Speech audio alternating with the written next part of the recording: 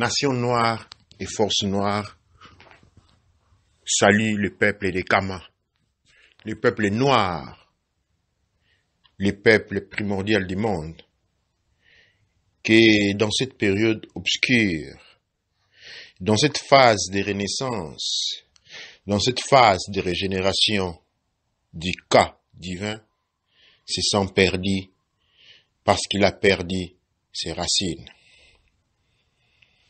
On ne peut être insensible à ce qui touche du point de vue émotionnel, du point de vue sentimental, le monde noir. Aujourd'hui, où je pourrais dire chaque jour, je reçois des dizaines, ou je dirais même des centaines, de messages sur la situation maintenant dans le territoire Congo, appelé la République démocratique du Congo.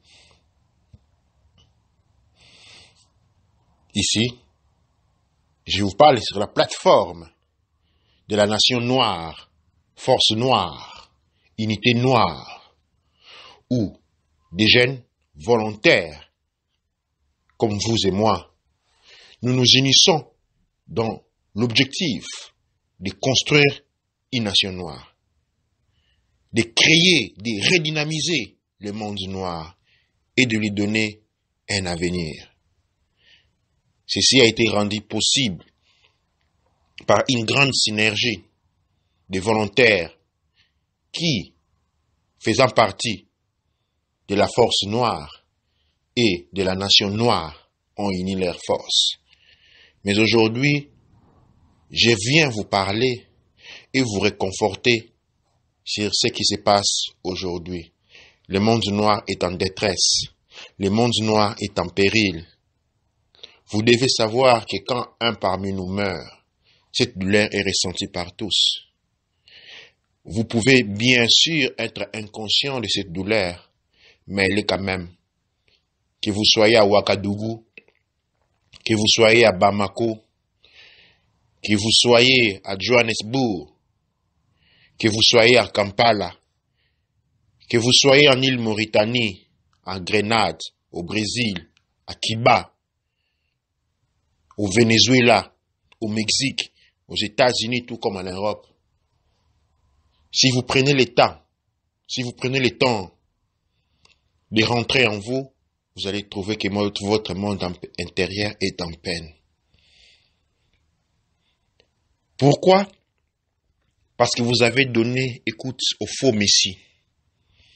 Vous vous êtes laissé convaincre par les vendeurs de détresse. Le monde spirituel noir, tel que nous la connaissons aujourd'hui, est une imposture. Et les résultats devant vos yeux, les promesses qui vont être données d'une certaine libération, d'une intervention mystique, ainsi d'autres, n'arrivent point. Mais je vais ici vous rappeler que cette intervention miraculeuse a toujours été donnée depuis toujours. Car vous devez réaliser que le monde noir aujourd'hui totalise 6018 ans d'Holocauste, de chasse à l'homme, de destruction. Bien sûr, sur 350 000 ans d'histoire, 6018 ans ne vaut absolument rien. Et je m'en conforte. Mais cependant, nous devons comprendre, nous devons être à mesure de lire les signes du temps. Il n'y a pas un maître spirituel qui peut vous enseigner ça. Il n'y a pas un maître spirituel à suivre. Vous devez aller à l'intérieur de vous-même, frères et sœurs. Les messages que je vous apporte aujourd'hui, et je réponds à ceux qui m'ont contacté par rapport à la situation que nous sommes en train de voir dans le territoire Congo, appelé la République démocratique du Congo, et que l'oracle a déjà parlé. Les paroles de l'oracle se trouvent dans les mythes des Haoussar et Haousset, parce que les mythes, contrairement à ce que vous avez été enseigné, n'est pas un mensonge, ou comme l'Occident les définit, une manière d'interpréter le monde que les ancêtres ont eu parce qu'ils ne pouvaient pas comprendre les événements qu'ils avaient devant leurs yeux. Non, les mythes, c'est par définition ce qui est toujours vrai. L'histoire, par contre, est par définition ce qui a été une fois vrai. Les mythes des Haoussar et des Haousset nous donne force, nous permet de comprendre la voie, nous renforce, nous élève et nous prépare à la régénération. Le grand rituel de la régénération kamite. Dans le mythe de Ausar à Auset, Ausar est tué par son frère jaloux Auset. Ausar, grâce à Néfer, va renaître sous la forme de héros. En ce moment, une guerre longue, des dizaines, des centaines d'années, va s'interposer entre Auset et Héros. Une fois remporté par Auset, l'autre fois remporté par Héros. Eh bien, cette guerre, c'est la guerre dans laquelle nous sommes aujourd'hui. Héros est le fils du soleil, le fils de la régénération que nous sommes. Et il y a Auset qui représente la partie conflictuelle, la partie animale, qui se pourtant tente et veut contrôler les règnes supérieurs. Mais la légende nous dit déjà comment les choses vont finir. Car une fois que Héros s'est débarrassé des fausses croyances, représentées par Sebek, représentées par Héros, il va rechercher et trouver la guide donnée par Tehuti.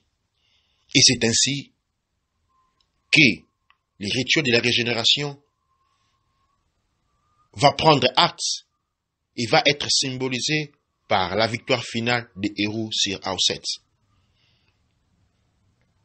Pour ceux qui ne comprennent pas ce que je suis en train de dire, je dis tout simplement que grâce à la perfection de l'élévation de nos ancêtres, la victoire est nôtre. La victoire a été écrite sur les étoiles. Seulement, hors de notre tradition, nous avons appris à oublier, à lire les étoiles, à lire les astres. Le monde occidental est dans une démarche différente. Dans leur tentative avec leurs engins spéciaux, ordinateurs installés dans les cernes, il va comprendre, étudier Amen. Il va comprendre et découvrir, cerner les principes de Ptah, la divinité elle-même. Mais la divinité ne peut être comprise par ces moyens-là, et donc ils sont voués à un échec, et les mythes les témoignent. Alors, que font-ils? Ils gagnent du temps.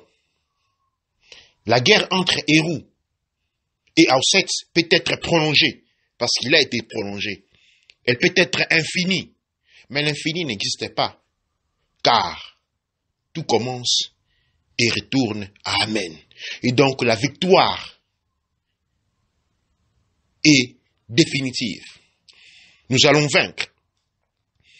Nous devons nous élever, chers frères et sœurs kamites, parce qu'il y a 6018 ans qui nous ont donné la chasse. Et encore, et encore, et encore, nous sommes toujours là. Toujours vivants. Aujourd'hui, plus éveillés qu'hier.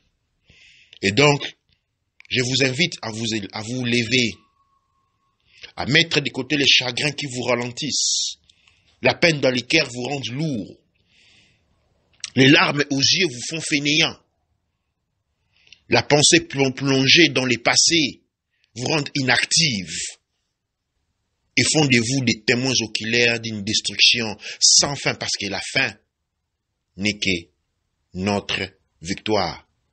Si nous ne serons pas en mesure d'obtenir cette victoire aujourd'hui, si notre génération d'aujourd'hui ne sera pas en mesure d'obtenir cette victoire, eh bien, la génération qui va venir va l'obtenir d'une manière ou d'une autre. Les mythes peuvent être prolongés, la victoire peut être retardée, mais les résultats ne peuvent être changés. La victoire est du nôtre. Et donc, chers frères et sœurs, vous qui avez perdu les parents, chers frères et sœurs, comment vous qui de loin combattez cette grande guerre, réjouissez-vous, faites-vous force dans les combats, car la victoire a été écrite sur les étoiles et les nôtres. Cependant, méfiez-vous des faux spiritualistes.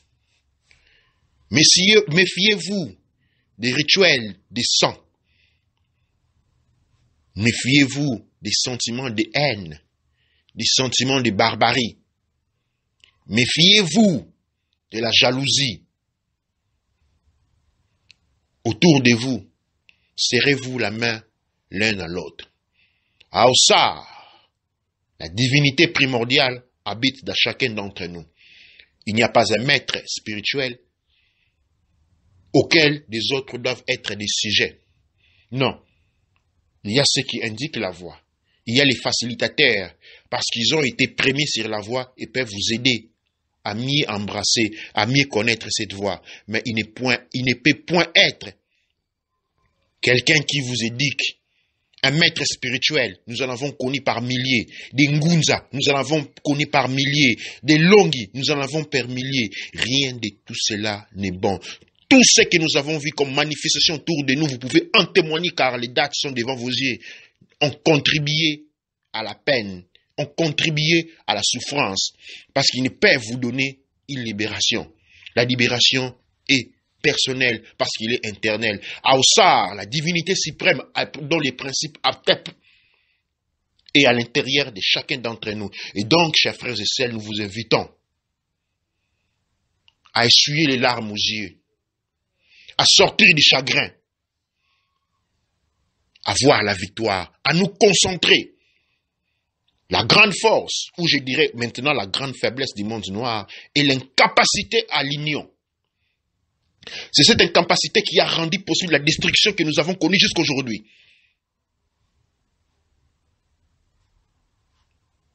Tout ce que nous avons à faire, nous devons nous unir. Mais avant de nous unir, nous devons nous débarrasser des charges que nous sommes mis sur les épaules. Nous devons nous débarrasser des faux maîtres spirituels. Le grand maître spirituel est Aoussar. Et Aoussar ne nécessite qu'un indicateur qui te fasse voir le chemin pour arriver à lui. Il n'y a pas de maître spirituel à respecter. Il n'y a pas de maître spirituel à immoler. Il n'y a pas de leader spirituel qui conditionne votre existence et fasse de vous des petits louis. Aoussar est un. Aoussar est le principe primordial et ne peut être imité. Mais tout un chacun de nous ne peut que le devenir. Et ceci est fait grâce au rite de régénération. Mais aujourd'hui, chers frères et sœurs de Kama, nous sommes portés devant la grande régénération. Vous avez remarqué que la ligne même est descendue. La nuit, quand vous observez, vous verrez que la ligne est très proche de nous, car la ligne qui guide le cycle de la vie sur Terre s'est rapprochée de nous et se prépare. Le monde est en ébullition, les économies croulent. Les tempêtes s'élèvent. Les volcans éruptent. La terre tremble. Les eaux s'élèvent. Car le monde minéral, le monde végétal et le monde animal se préparent au rituel de la régénération, de la grande régénération, de la résurrection de Aoussar. Mais qui est donc cet Aoussar? L'Aoussar est l'homme noir, dont la civilisation noire est la représentation sur le plan de l'esprit